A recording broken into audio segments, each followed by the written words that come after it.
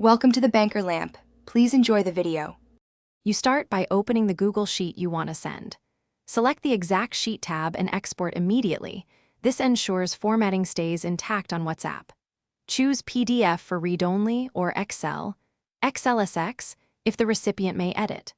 Once done, set layout, margins, and scaling so columns don't get cut off, and enable grid lines or notes if context matters. Make sure the file size is under WhatsApp limits by reducing images or using single sheet exports for faster transfer. Now send the exported file through WhatsApp. You'll open the target chat and tap the attachment icon. Choose document for PDF/XLSX or gallery if you exported images. If the file is in Google Drive, download a local copy first. WhatsApp needs device access.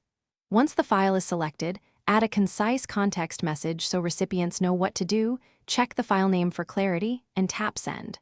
If multiple recipients need it, forward the sent message or use a broadcast list for efficient distribution. Finally, consider sharing a link when collaboration is required. In Google Sheets, tap Share, set link permissions to viewer, commenter, or editor, then copy the link and paste it into WhatsApp with brief instructions so people know how to interact. This avoids size limits and preserves real-time updates.